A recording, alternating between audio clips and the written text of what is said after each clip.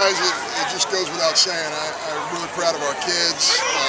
I think this is a result of a ton of work by a group of kids who really put a chip on their shoulder this year and just competed in everything they did. They competed in the weight room, they competed in practice, they competed in a really tough SEC. And now we get to go in that locker room and talk about making really good decisions and competing their hearts out in the SEC tournament and getting ready to play in the NCAA tournament.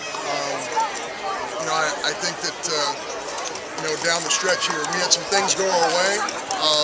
We played against some really good clubs. I will tell you that to me, the difference between winning this league or being, where Arkansas is right now is about that much, because they're a really talented baseball team and they have kids who are going to play probably in the big leagues. So I have a ton of respect for this league and the fact that you can be off just a teeny bit and end up at the bottom, and we know exactly how that felt a year ago. So really proud. I think three things have happened. Number one, we had some players go off this summer and get a lot better. The second thing is we had some guys who were hurt a year ago who healed up in rehab. And the third thing is Coach Mingione did an unbelievable job of going and recruiting a class. I think one group had it ranked as the third best class in America. And we had some pieces that we added to this group that really made a difference as well. So couldn't be prouder of our staff, of our kids, and what an incredible environment our fans created. It's funny, I had a recruit in the office today, and they said, Coach, it's such a rural area. How do you guys get so many people to show up at the games? And I said, guys, it's been going on a long time, way before John Cohen.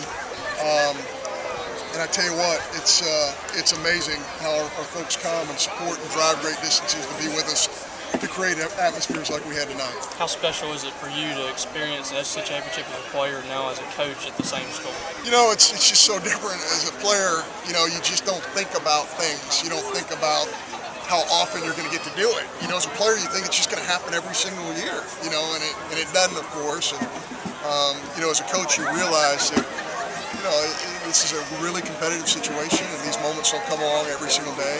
But I'm just really proud to be a Mississippi State graduate and to be in this environment and to be able to share this with the Mississippi State family.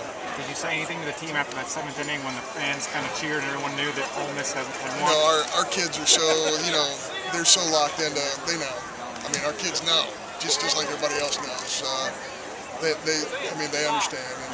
And I tell you what, I just don't remember. Maybe there's been a time, I know we have some historians in this group, maybe there's been a time where people of Mississippi State faith were cheering that hard for Ole Miss, but I can't remember. David, I can't remember a time when that many Mississippi State people were cheering for Ole Miss, but I haven't seen the film yet, but I heard it was a great ball game. Every game in this league ends up, when you have two great teams like that, being a great ball game. So again, just proud of our kids and excited about our opportunities we're going to have in the postseason. Do you know what that cheer was? 6 or 7? Oh yeah, all of our kids know. Our staff knew. You're trying to really focus in, but that's a really weird situation too. I'm sure that happens in the big leagues every once in a while, where a roar like that happens. And it's not for what's happening in your game, it's for what's happening somewhere else. So, yeah, our people knew, and but we didn't allow any cell phones in that dugout, I'll tell you that. For you, as you said, you know how it's like to be on the other side of this.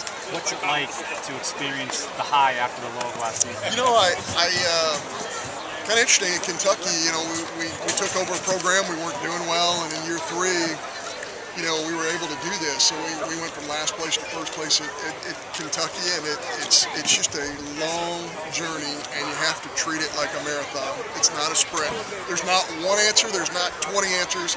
There's literally hundreds of thousands of things that have to come together every single day in order for these things to happen. And you thank your kids for all the hard work. You thank their parents for everything they've done for these kids. But more than anything, you realize we still have a lot of baseball to play, and that's going to be the message to these guys right now. I know you want to win every game. Do you think that Alabama loss kind of got their focus back? I'll tell you one thing. That Alabama game got my focus. We just couldn't throw strikes there, and that we left that one on the table a little bit. But you know what? that happens to every team in our league. You know, our league is so good that happens to every single team. You don't want that to you, but if you treat it the right way and you learn from it and you improve from it, then it's worthwhile. If you keep doing the same things wrong over and over and over again, then certainly that's not a good thing. But yeah, I mean, that was a tough loss for us, but that was a big weekend overall. You and players of each of us talked a lot about team chemistry this year. In a game like this, where kind of the postseason already, you got a national seed locked up, how important is it to have, kind of that idea that you're playing for each other? Yeah, you just have to have unselfish kids. And you know what? I would love to tell you we have dust that we can sprinkle on them, but unselfish kids come from unselfish parents who raise them the right way. And that doesn't get said a whole lot in intercollegiate athletics. I think as coaches sometimes we believe that we can override 18 years, and you really can't. So you got to go find those kids. And again, Nick Mingione and Butch Thompson and now Wes Johnson, they've done a great job attracting those kids to our program. Looking back on '89, Coach, what lessons learned as a player could you share with these guys now to help them finish? I think the real lesson is if you don't end up in Omaha, it's not the year you want it to be. And that's what happened to us in '89. Again, David, you could probably help me out with this, but I think we're ranked #1 in the nation, and we didn't, we got shut out by North Carolina right here in the regional final. That leaves a certain taste in your mouth. So you don't want that to be your situation. You want to really finish this thing off. But our kids have bigger goals. I know it's crazy, but they have bigger goals than winning the Southeastern Conference. It's just a nice byproduct of staying on the journey. Thank you, guys.